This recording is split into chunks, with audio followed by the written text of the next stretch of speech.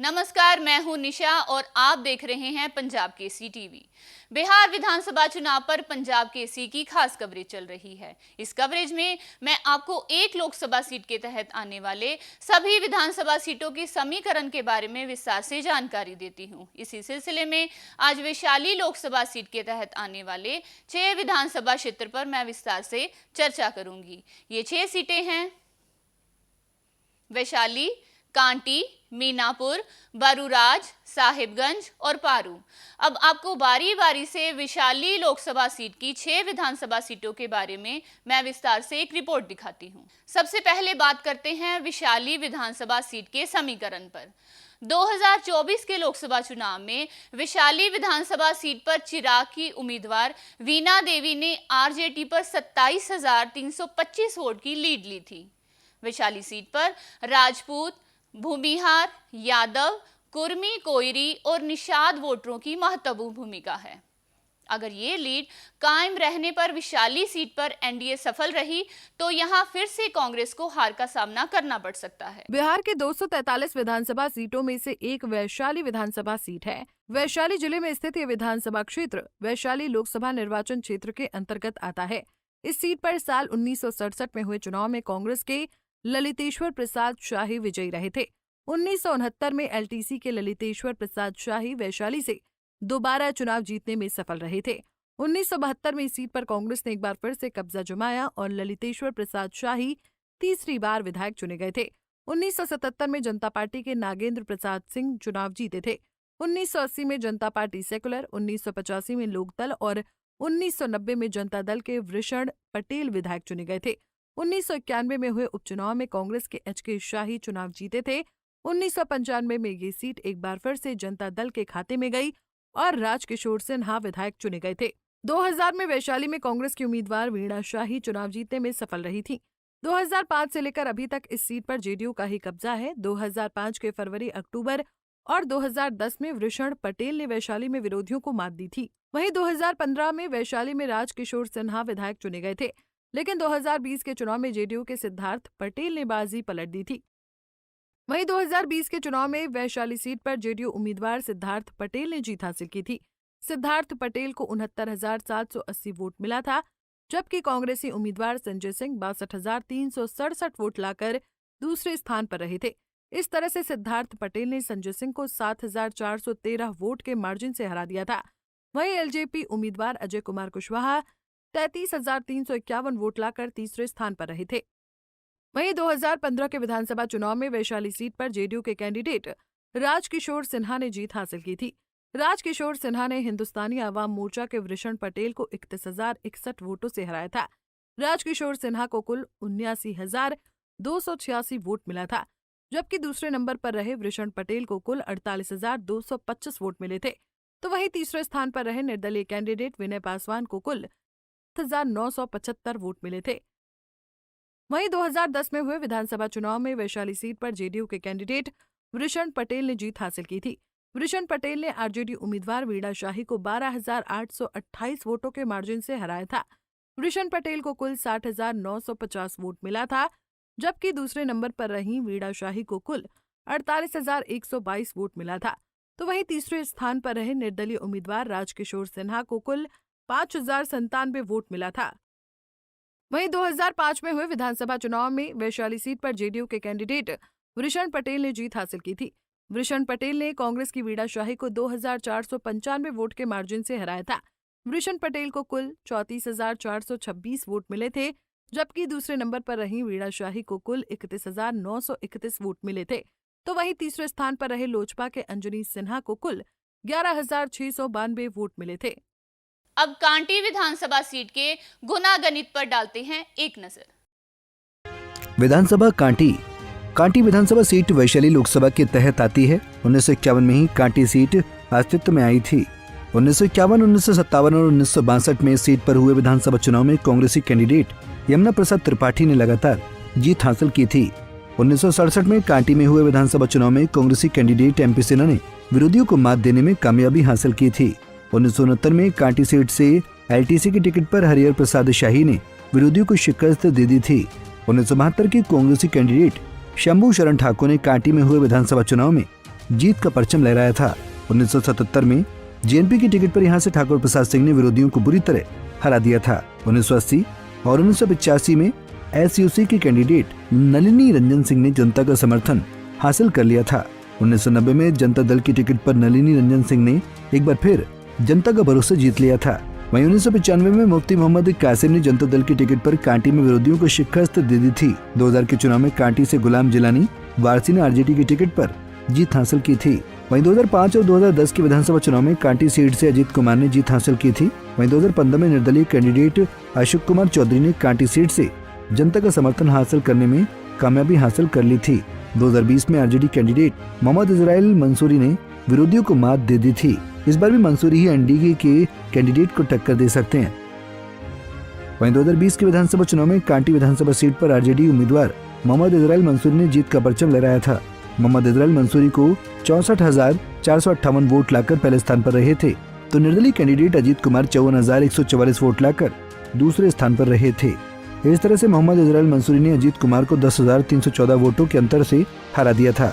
वहीं जेडीयू उम्मीदवार मोहम्मद जमाल 25,891 वोट लाकर तीसरे स्थान पर रहे थे। अगर आंकड़ों के हिसाब से बात करें तो साल 2015 की विधानसभा चुनाव में कांटी सीट से निर्दलीय कैंडिडेट अशोक कुमार चौधरी ने जीत हासिल की थी। अशोक चौधरी ने चुनाव में 58,111 वोट हासिल किए थे। वहीं हम कैंडिडेट अजीत कुमार को 48,836 वोट ही मिल पाए थे। इस तरह से अशोक कुमार चौधरी ने अजीत कुमार को 9,275 वोटों के अंतर से हरा दिया था। वहीं RJD candidate Mohammad Parvez Alam 47,050 vote लेकर तीसरे स्थान पर रहे थे। अगर आंकड़ों के हिसाब से बात करें तो साल 2010 के विधानसभा चुनाव में कांटी सीट से जेडीयू की टिकट पर अजीत कुमार ने जीत हासिल की थी। अजीत कुमार ने चुनाव में 39,648 वोट हासिल किए थे। वहीं आरजेडी कैंडिडेट मोहम्मद इजराइल ने 31,233 वोट हासिल किए थे। इस तरह से अजीत कुमार ने मोहम्मद इजराइल को 8,415 वोटों की बड़े अंतर से हरा दिया था। वहीं निर्दलीय कैंडिडेट अशोक कुमार चौधरी 29,768 वोट लेकर तीसरे स्थान पर रहे थे। अगर आंकड़ों के हिसाब से बात करें तो साल 2005 की विधानसभा चुनाव में कांटी सीट से जेडीयू की टिकट पर अजीत कुमार ने जीत हासिल की थी। अजीत कुमार ने चुनाव में 38,294 वोट हासिल किए थे। वहीं आरजेडी कैंडिडेट हैदर आजाद को 28,091 वोट ही मिल पाए थे। इस तरह से अजीत कुमार ने हैदर आजाद को 10,203 वोटों से हरा दिया था। वहीं SP candidate Mohammad Jamal 16,630 vote हासिल कर तीसरे स्थान पर रहे थे। कांटी विधानसभा सीट को नतीजे तय करने में मुस्लिम, भूमिहार और पासवान वोटरों की अहम भूमिका है। हालांकि यहाँ यादव, कुर्मी, कोयरी और राजपूत मतदाताओं की संख्या भी अच्छी खासी है। इस बार जेडीयू को ऐसा कैंडिडेट चुनना होगा जो इजराइल मंसूरी को हराने की ताकत रख सके। पिछली बार निर्दलीय उम्मीदवार ने भी जेडीयू कैंडिडेट को पीछे छोड़ दिया था, इसलिए इस बार जेडीयू आलाकमान को कांटी सीट पर अपने पत्ते बहुत समझदारी से खेलने होंगे। कांटी के बाद देखिए मीनापुर विधानसभा सीट का गुनागणित। मीनापुर विधानसभा सीट वैशाली लोकसभा के तहत आता है। 1951 में मीनापुर सीट अस्तित्व में आया था। 1951 में इस सीट पर हुए पहले विधानसभा चुनाव में कांग्रेसी कैंडिडेट जनक सिंह ने जीत हासिल की थी। 1957 और 1962 के चुनाव में भी जनक सिंह ने ही मीनापुर में अपना वर्चस्व बरकरार रखा था। वहीं 1967 के चुनाव में संयुक्त सोशलिस्ट पार्टी ने मीनापुर में कांग्रेस के वर्चस्व को तोड़ दिया था।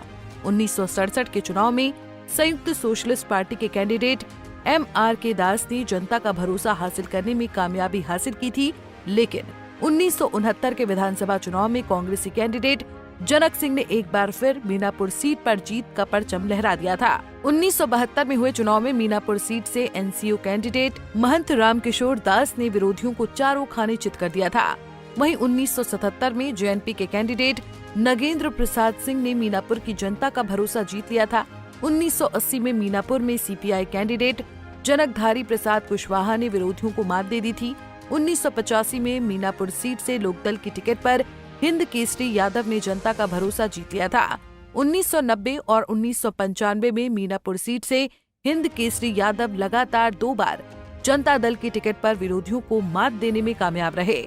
वहीं 2000 में हुए विधानसभा चुनाव में निर्दलीय कैंडिडेट दिनेश प्रसाद ने मीनापुर में जीत का परचम लहरा दिया था। वहीं 2005 के अक्टूबर महीने में हुए चुनाव में दिनेश प्रसाद जेडीयू की टिकट पर एक बार फिर मीनापुर से विधानसभा पहुंचने में कामयाब हुए। 2010 में दिनेश प्रसाद जेडीयू की टिकट पर एक बार फिर मीनापुर से विधानसभा पहुंचने में कामयाब हुए थे। 2015 और 2020 में मीनापुर सीट से आरजेडी की टिकट पर राजीव कुमार उर्फ मुन्ना यादव ने जीत हासिल की थी। वहीं 2020 के विधानसभा चुनाव में मीनापुर सीट पर आरजेडी कैंडिडेट राजीव कुमार ने जीत का परचम लहराया था। राजीव कुमार को 60,018 वोट मिला था, तो वहीं जेडीयू उम्मीदवार मनोज कुमार 44,506 वोट लाकर दूसरे स्थान पर रहे थे। राजीव कुमार ने मनोज कुमार को 15,512 वोट के मार्जिन से हराया था। वहीं एलजेपी उम्मीदवार अजय कुमार ने 43,496 वोट लाकर तीसरा स्थान हासिल किया था। वहीं 2015 के विधानसभा चुनाव में मीनापुर सीट से आरजेडी कैंडिडेट राजीव कुमार उर्फ मुन्ना यादव ने जीत हासिल की थी। राजीव कुमार को 80,790 वोट मिला था, तो बीजेपी कैंडिडेट अजय कुमार को 56,850 वोट ही मिल पाया था। इस तरह से राजीव कुमार ने अजय कुमार को 23,940 वोट के बड़े अंतर से हरा दिया था। वहीं निर्दलीय कैंडिडेट मोहम्मद सदरुल खान 4,934 वोट लाकर तीसरे स्थान पर रहे थे। वहीं 2010 के विधानसभा चुनाव में मीनापुर सीट से जेडीयू की टिकट पर दिनेश प्रसाद ने जीत हासिल की थी। दिनेश प्रसाद को 42,286 वोट मिले थे, तो आरजेडी कैंडिडेट राजीव कुमार उर्फ मुन्ना यादव को 36,884 वोट मिले थे। इस तरह से दिनेश प्रसाद ने राजीव कुमार को 5,402 वोट के अंतर से हरा दिया था। वहीं कांग्रेसी कैंडिडेट सकलदेव सहनी 15,346 वोट लाकर तीसरे स्थान पर रहे थे। वहीं 2005 के विधानसभा चुनाव में मीनापुर सीट से जेडीयू कैंडिडेट दिनेश प्रसाद ने जीत हासिल की थी। दिनेश प्रसाद को 40,070 वोट मिला था, तो आरजेडी कैंडिडेट हिंद केसरी यादव को 28,566 वोट ही मिल पाए थे। इस तरह से दिनेश प्रसाद ने हिंद केसरी यादव को 11,504 वोट से हरा दिया था। वहीं CPI candidate Jagdish Prasad Gupta 12,002 vote हासिल कर तीसरे स्थान पर रहे थे। मीनापुर विधानसभा सीट पर मुस्लिम, कोयरी और यादव वोटर अच्छी खासी संख्या में हैं। वहीं पासवान, रविदास और राजपूत वोटरों की भी अच्छी संख्या है। पिछले बार यहां से आरजेडी उम्मीदवार की जीत में एलजेपी कैंडिडेट की बड़ी अहम भूमिका रही थी। एलजेपी कैंडिडेट ने 43,496 वोट लाकर जेडीयू उम्मीदवार के वोट बैंक में बड़ा सेंध लगा दिया था। इस बार लोजपा अगर अपना वोट जेडीयू उम्मीदवार के खाते में ट्रांसफर कराने में सफल रही तो ये सीट आरजेडी के खाते से निकल भी सकती है। अब बरूराज विधानसभा सीट के समीकरण पर डालते हैं एक नजर। विधानसभा बरूराज विधानसभा सीट वैशाली लोकसभा के तहत आती है। 1951 में ही बरूराज सीट अस्तित्व में आ गई थी। 1951 में सीट पर हुए विधानसभा चुनाव में कांग्रेसी कैंडिडेट रामचंद्र प्रसाद शाही ने जीत हासिल की थी। वहीं 1957 और 1962 में हुए चुनाव में बरूराज सीट से लगातार 2 बार कांग्रेसी कैंडिडेट रामचंद्र प्रसाद शाही ने जीत हासिल की थी। 1967 में यहाँ हुए विधानसभा चुनाव में निर्दलीय कैंडिडेट एस गिरी ने विरोधियों को मात देने में कामयाबी हासिल की थी। 1969 में एक बार फिर कांग्रेस की टिकट पर रामचंद्र प्रसाद शाही ने विरोधियों को शिकस्त दे दी। 1972 में बरूराज से एसओपी के टिकट पर जमुना सिंह ने जीत हासिल की थी। तो 1977 में यहाँ से सीपीआई की कैंडिडेट बालेंद्र प्रसाद सिंह ने विधानसभा चुनाव में जीत हासिल की थी। 1980 में बरूराज सीट से कांग्रेस पार्टी की कैंडिडेट यमुना सिंह ने जनता का समर्थन हासिल कर लिया था।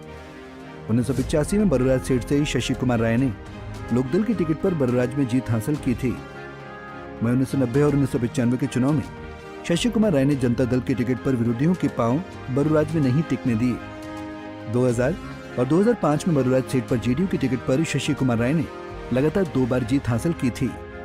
लेकिन 2010 के चुनाव में बरूराज सीट से ब्रज किशोर सिंह ने विधानसभा चुनाव में विरोधियों को हराने में कामयाबी हासिल की थी। 2015 के चुनाव में आरजेडी कैंडिडेट नंद कुमार राय ने जीत हासिल की थी। 2020 के चुनाव में बीजेपी की टिकट पर अरुण कुमार सिंह ने यहां से बाजी को पलट दिया था। वहीं 2020 के विधानसभा चुनाव में बरूराज सीट से बीजेपी उम्मीदवार अरुण कुमार सिंह ने जीत का परचम लहराया था। अरुण कुमार सिंह को 87,407 वोट मिले थे, तो RJD candidate Nand Kumar Rai 43,753 vote लाकर दूसरे स्थान पर रहे थे। इस तरह से अरुण कुमार सिंह ने नंद कुमार राय को 43,654 वोट के विशाल मार्जिन से मात दे दी थी। वहीं 22,650 वोट लाकर बीएसपी उम्मीदवार हीरालाल तीसरे स्थान पर रहे। वहीं 2015 के विधानसभा चुनाव में बरूराज सीट से आरजेडी कैंडिडेट नंद कुमार राय ने जीत हासिल की थी। नंद कुमार राय ने चुनाव में 68,011 वोट हासिल किए थे। वहीं बीजेपी कैंडिडेट अरुण कुमार सिंह को 63,102 वोट ही मिल पाए थे। इस तरह से नंद कुमार राय ने अरुण कुमार सिंह को 4,909 वोट के अंतर से हरा दिया था। वहीं 6,208 वोट के साथ नोटा तीसरे स्थान पर रहा था। वहीं 2010 के विधानसभा चुनाव में बरूराज सीट से आरजेडी कैंडिडेट ब्रज किशोर सिंह ने जीत हासिल की थी। ब्रज किशोर सिंह ने चुनाव में 42,783 वोट हासिल किए थे। वहीं जेडीयू कैंडिडेट नंदकिशोर राय 28,466 वोट लाकर दूसरे स्थान पर रहे थे। इस तरह से ब्रजकिशोर सिंह ने नंदकिशोर राय को 14,317 वोट के बड़े अंतर से हरा दिया था। वहीं कांग्रेसी कैंडिडेट बलदेव महतो 14,274 वोट लेकर तीसरे स्थान पर रहे थे। वहीं 2005 के विधानसभा चुनाव में बरुराज सीट से जेडीयू की टिकट पर शशि कुमार राय ने जीत हासिल की थी। शशि कुमार राय को 32,992 वोट मिले थे, तो आरजेडी कैंडिडेट ब्रजकिशोर सिंह को 30,018 वोट ही मिल पाए थे। इस तरह से शशि कुमार राय ने ब्रजकिशोर सिंह को 2,974 वोटों से हरा दिया था। वहीं LJP candidate Baldev Mahto 15,431 vote हासिल कर तीसरे स्थान पर रहे थे। बरुराज विधानसभा सीट पर मुस्लिम, राजपूत, भूमिहार और रविदास मतदाता निर्णायक साबित होते हैं। हालांकि यहाँ ब्राह्मण, कोयरी और कुर्मी वोटरों की संख्या भी अच्छी है, इसलिए सामाजिक आधार को देखते हुए बरुराज सीट पर बीजेपी की स्थिति मजबूत लग रही है। आइए अब साहिबगंज विधानसभा सीट के समीकरण पर देखते हैं ये रिपोर्ट। विधानसभा साहिबगंज विधानसभा सीट वैशाली लोकसभा के तहत आती है। 1951 में ही साहिबगंज सीट अस्तित्व में आई थी। 1951 में इस सीट पर हुए पहले विधानसभा चुनाव में कांग्रेसी कैंडिडेट बृजंजन प्रसाद सिंह ने जीत हासिल की थी। वहीं 1962 में हुए चुनाव में साहिबगंज सीट से नवल किशोर सिंह ने जीत हासिल की थी। 1967 में कांग्रेस पार्टी की टिकट पर यहां से एनके सिन्हा ने जीत हासिल की थी। 1969 में निर्दलीय कैंडिडेट यदुनंदन सिंह ने साहिबगंज सीट पर सभी विरोधियों को मात दी थी। 1972 में साहिबगंज सीट से कांग्रेसी कैंडिडेट शिवशरण सिंह ने जनता का भरोसा हासिल किया था। वहीं 1977 में सीपीएम कैंडिडेट के तौर पर साहिबगंज से भाग्य नारायण राय ने जनता का समर्थन हासिल किया था। 1980 में कांग्रेस यूथ से साहिबगंज सीट पे नवल किशोर सिंह ने विरोधियों को करारी शिकस्त दी थी। 1985 में कांग्रेसी कैंडिडेट शिवशरण सिंह ने साहिबगंज सीट से जनता का समर्थन हासिल किया था। वहीं 1990 और 1995 में जनता दल के कैंडिडेट रामविचार राय ने साहिबगंज सीट पर जीत का परचम लहराया था। 2000 में आरजेडी की टिकट पर रामविचार राय ने साहिबगंज सीट पर जीत हासिल की थी। 2005 और 2010 के चुनाव में साहिबगंज सीट पर जेडीयू के कैंडिडेट राजकुमार सिंह ने जनता का समर्थन हासिल किया था। वहीं 2015 के चुनाव में आरजेडी कैंडिडेट रामविचार राय ने जीत हासिल की थी। 2020 में मुकेश सहनी की पार्टी के उम्मीदवार राजकुमार सिंह ने यहां बाजी पलट दी थी। हालांकि बाद में राजकुमार सिंह ने बीजेपी का दामन थाम लिया था। राजकुमार सिंह अब बिहार सरकार में कैबिनेट मंत्री बनाए गए हैं।